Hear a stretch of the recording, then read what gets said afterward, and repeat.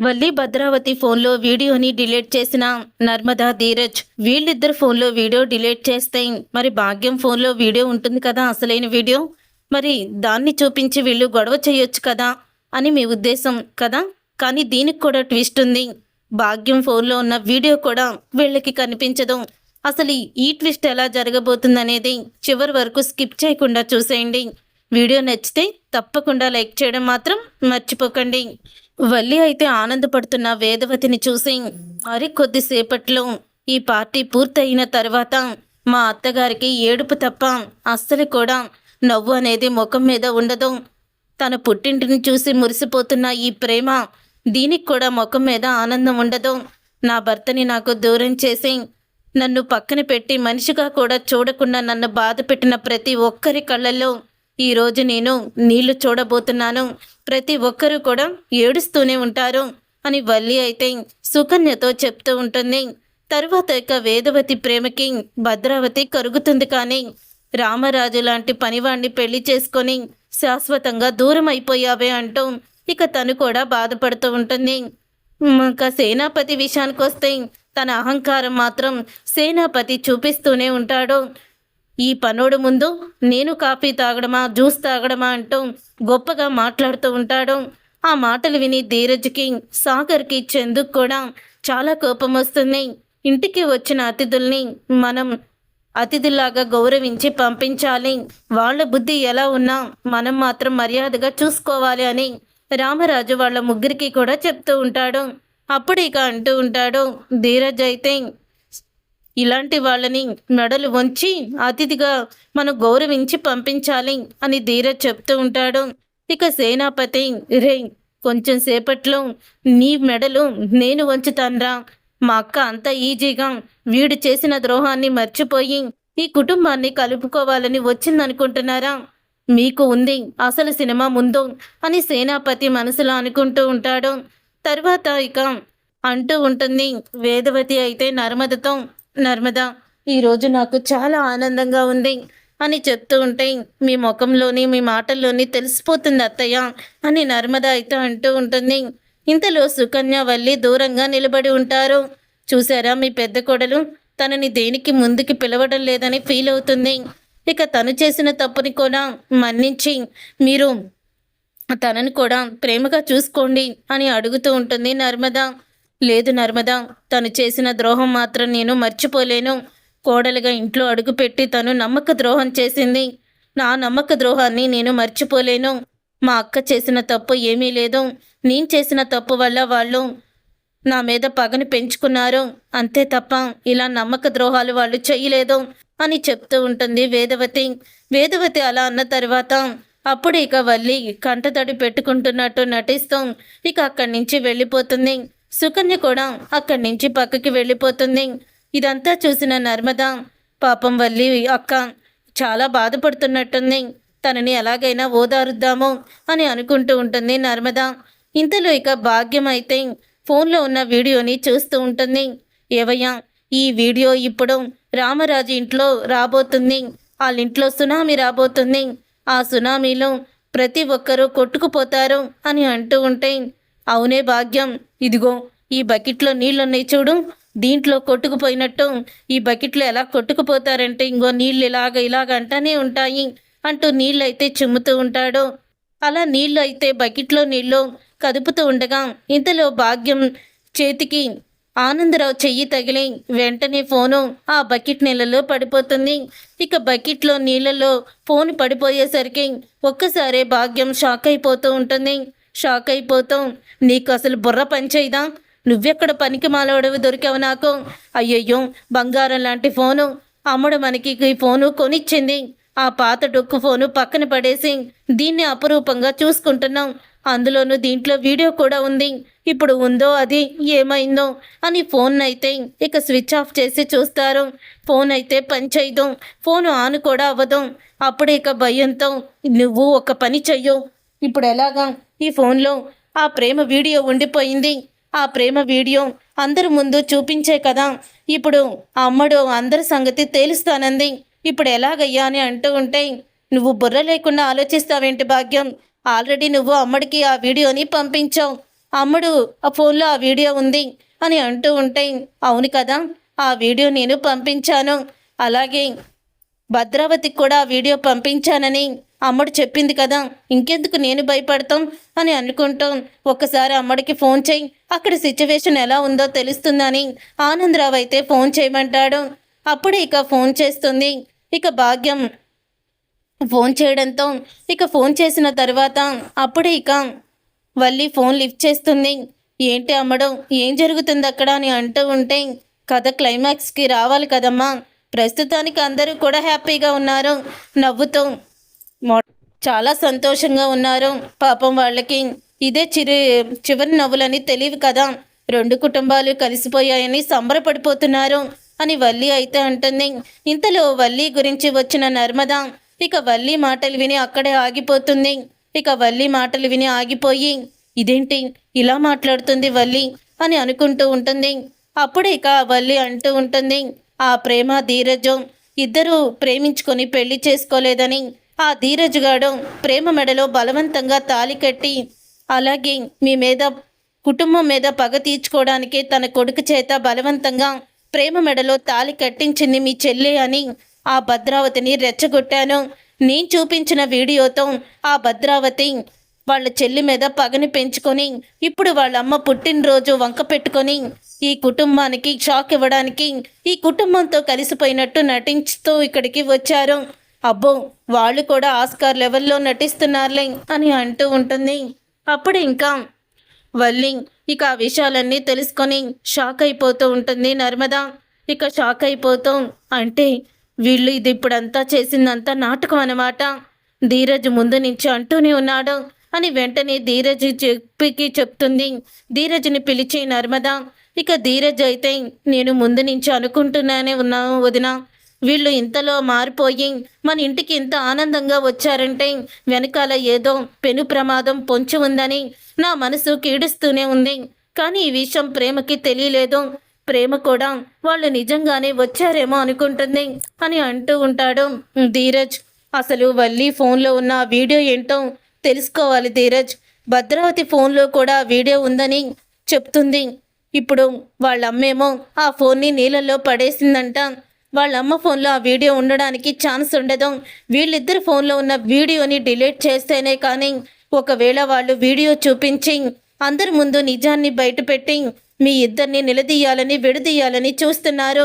ఆ వీడియోని డిలీట్ అయిపోతే వాళ్ళు ఏమీ చెయ్యలేరు అని అంటూ ఉంటుంది నర్మద. అవును దిన, నువ్వు చెప్పింది కూడా నిజమే, మనం ఏదోలాగా ఇప్పుడు వాళ్ళ ఫోన్లు సంపాదించి వాళ్ళ ఫోన్లో ఉన్న వీడియోని డిలీట్ చేయాలి అని అంటూ ఉంటుంది. ఇద్దరు కూడా అనుకుంటూ ఉంటారు. అలా అనుకున్న తర్వాత అప్పుడు ఇక వల్లి ఫోను దొరుకుతుందని చూస్తూ ఉంటారు. ఇంతలో ఇక వల్లిని నర్మద అయితే ఇలా రా వల్లక్క అని అంటూ పిలుస్తుంది. ఈ కాఫీ తీసుకువెళ్ళి వాళ్ళకి ఇవ్వు అని అంటూ ఉంటే, బయట వాళ్ళు తాగేశారు కదా అని అడుగుతూ ఉంటుంది వల్లి. అదేంటక్క అలా మాట్లాడుతున్నావు, మిగతా వాళ్ళకి ఇంకా ఉన్నారు, వెళ్ళి ఇవ్వు, ఇలా నువ్వు పక్కనే నుంచొని ఉంటే అప్పుడు బావగారు నిన్ను ఎలాగా మారేవని నమ్ముతారు అని చెప్పి ఆ మాటలు ఈ మాటలు చెప్పి ఇక వల్లి చేత అందరికీ కాఫీలు టిఫిన్లు అన్నీ అందించమని చెప్తుంది. ఇంతలో ఇక వల్లి ఫోన్ చేత్తో పట్టుకోలేక పక్కన పెడుతుంది. అలా పక్కన పెట్టిన తర్వాత అప్పుడే ఇక నర్మద అయితే ఆ ఫోను తీసుకొని వెళ్ళి పక్కకి వెళ్ళి చూస్తుంది. ఈలోగా భద్రావతికి ఫోన్ కూడా తీసుకుంటాడు ధీరజ్. తిరుపతి సహాయంతో భద్రావతి ఫోన్ అయితే కొట్టేస్తాడు. అప్పుడే ఇక భద్రావతి ఫోన్ తీసుకొని ధీరజ్ కూడా నర్మద దగ్గరికి వస్తాడు. వదిన ఒకసారి ఓపెన్ చేయండి ఫోన్ అంటూ ఓపెన్ చేయమంటాడు. అప్పుడు ఇక నర్మద ఓపెన్ చేసేసరికి హోటల్లో ప్రేమ మెడలో బలవంతంగా తాళి కట్టపోతున్న ధీరజ్ ఆ వీడియో అయితే ఉంటుంది. ఇక ధీరజ్ వీడియో చూసి నర్మద ధీరజ్ ఇద్దరు కూడా షాక్ అయిపోతూ ఉంటారు. వదిన, వీళ్ళకి ఈ వీడియో ఎక్కడ దొరికింది అని అంటూ ఉంటే, నాకు ఇప్పుడు అంతా కూడా పూర్తిగా అర్థమయ్యింది ధీరజ్ అని అంటూ ఉంటుంది నర్మద. ఏంటోదిన నీకు అర్థమయ్యింది? ఏం లేదు ధీరజ్, అసలు విషయం ఏంటంటే ఆ రోజు ఇన్స్పెక్టర్ మిమ్మల్ని ఫోన్ చేసి 8 నెలల తర్వాత అక్కడ హోటల్లో దిగింది మీరేనా అని పనికట్టుకొని మీకే ఎందుకు ఫోన్ చేశారు? మీరు వచ్చేసాక ఆ రూమ్కి చాలామంది కూడా వస్తూ పోతూ ఉంటారు కదా, వాళ్ళకి చేయకుండా మిమ్మల్ని ఎందుకు రమ్మన్నారు? ఇప్పుడు అర్థమైంది. ఆ ఇన్స్పెక్టర్ కూడా డూపే. వెళ్ళిన తరువాత మీ రూమ్ నెంబరు అన్నీ కూడా మీ మీద ప్రశ్నలు వేసి ఆ తర్వాత తను మీకు సారీ చెప్పి అక్కడి నుంచి వెళ్ళిపోయాడు.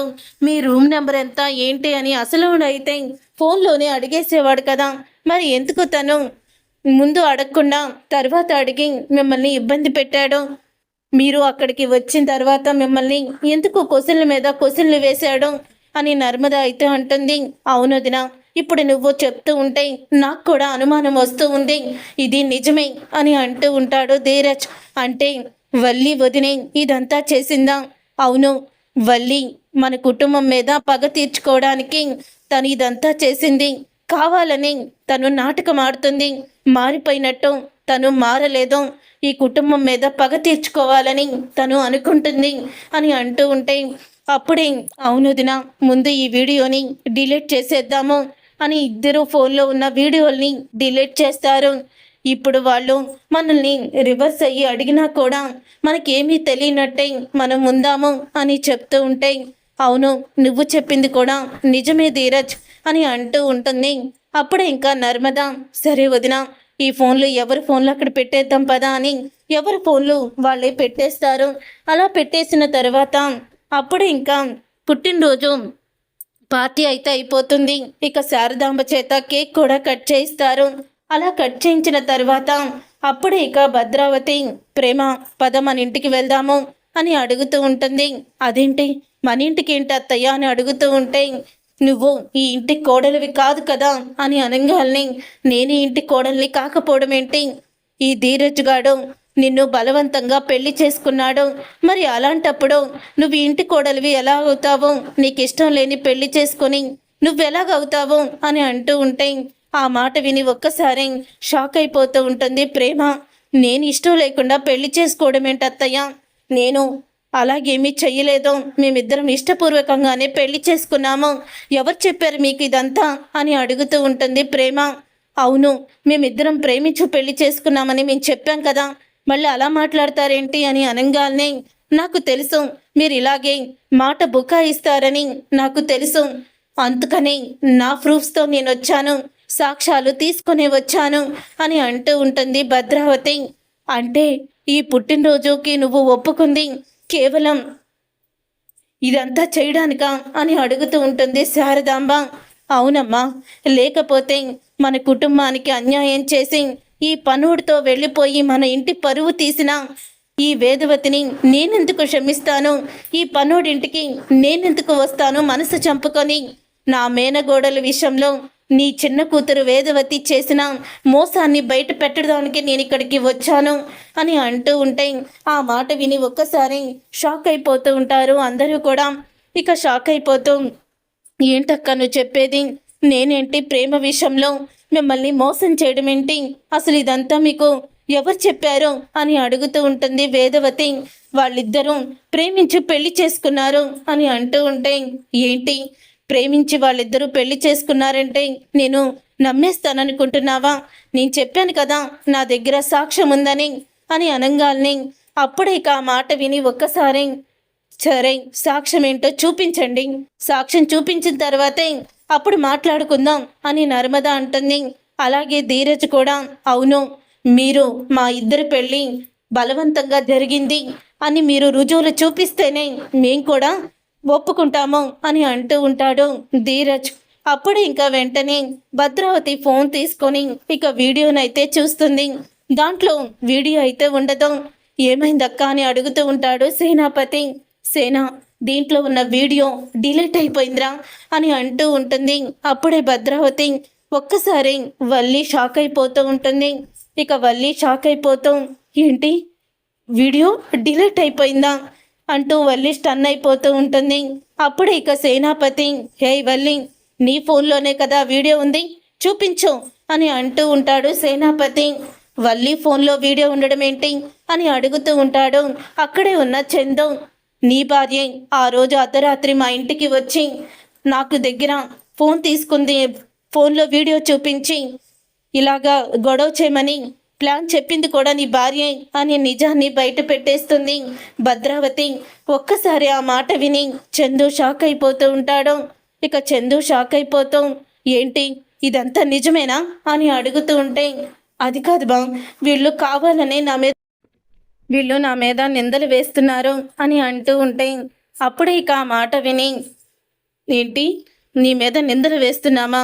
నీ ఫోన్లో ఉన్న వీడియోని చూపిస్తే అప్పుడు నిందలు వేస్తున్నాము. వీళ్ళు అబద్ధం ఆడారో, ఈ వేదవతి మోసం చేసిందో మొత్తం బయటపడుతుంది, వీడియో తీయి బయటికి అని అంటూ ఉంటుంది భద్రావతి. అప్పుడే నీ ఫోన్ ఇలా ఇవ్వు అని చందు అయితే అంటాడు. ఇక ఫోన్ అయితే తీసుకుంటాడు చందు. తీసుకున్న తర్వాత ఈ ఫోన్లో వీడియో చూపించని అంటూ ఉంటే, అప్పుడే ఇక వల్లి అయితే ఫోన్ ఓపెన్ చేస్తుంది. ఫోన్ ఓపెన్ చేసరికి వీడియో అయితే కనిపించదు. ఇక వీడియో కనిపించకపోయేసరికి అప్పుడే ఇక వల్లి షాక్ అయిపోతూ ఉంటుంది. చూడు బా, దీంట్లో వీడియో లేదు అని అంటూ ఉంటుంది వల్లి. వీళ్ళు కావాలని మన మీద నిందలు వేస్తున్నారు అని వల్లి అనడంతో, ఇప్పుడు చెప్పండి, నా భార్య ఫోన్లో వీడియో లేదు, కావాలనే మీరు గొడవ చేయడానికి ఇదంతా చేశారు కదా, ఇది కూడా అవకాశంగా తీసుకుంటున్నారా? ఛీ, ఇక మీరు మారరు అని తిట్టుకుంటూ ఉంటాడు. అప్పుడే ఇక చందు, రే ఏం మాట్లాడుతున్నావురా, నీ భార్య పంపించిన వీడియో నేను చూశాను అని అంటూ ఉంటాడు సేనాపతి. చాలేను వాడిన అబద్ధాలు అని చెప్తూ ఉంటే, విన్నావు కదా, మా వాళ్ళకి ప్రేమలు ఉండవా, అనుబంధాలు ఉండవా, అనురాగాలు ఉండవా అంటూ సాగదీసి మరీ అడిగావు కదా, ఇదిగో మీ వాళ్ళ ప్రేమ అనుబంధాలు. వీళ్ళు నిన్నిక్కడి నుంచి తీసుకువెళ్ళిపోవడానికి, నిన్ను నన్ను దూరం చేయడానికి, విడగొట్టడానికి వచ్చారు అని అనంగాల్ని ఇక ఆ మాట విని ఒక్కసారే షాక్ అయిపోతూ ఉంటుంది ప్రేమ. అప్పుడు ఇక ప్రేమ అంటూ ఉంటుంది, మీరు ఇంత స్వార్థంగా ఆలోచిస్తారని నేను అస్సలు కూడా అనుకోలేదు, వెళ్ళిపోండి ఇక్కడి నుంచి, ఇంకెప్పుడు కూడా మా ఇంటికి రావద్దు అని అంటూ ఉంటే, అప్పుడే ఇక భద్రావతి, హే ప్రేమ, ఇప్పుడు నిజం బయట పడకపోవచ్చు, కానీ ఖచ్చితంగా నిజాన్ని బయట పెడతాను, నిన్ను మన ఇంటికి తీసుకువెళ్తాను అని అంటూ ఉంటుంది భద్రావతి. చూసారుగా ఫ్రెండ్స్, రాబోయే కథలో ఖచ్చితంగా ఇలాగే జరగబోతుంది. మరి ఇలాగే జరగాలని మీరైతే కోరుకుంటున్నారా? అయితే వీడియోని తప్పకుండా లైక్ చేసి ఛానల్ని సబ్స్క్రైబ్ చేసుకొని పక్కనే ఉన్న గంట సింబల్పై ఆల్ అని క్లిక్ చేయండి. అప్పుడే మేము పెట్టే ప్రతి వీడియో మీరు మిస్ కాకుండా చూసేవచ్చు.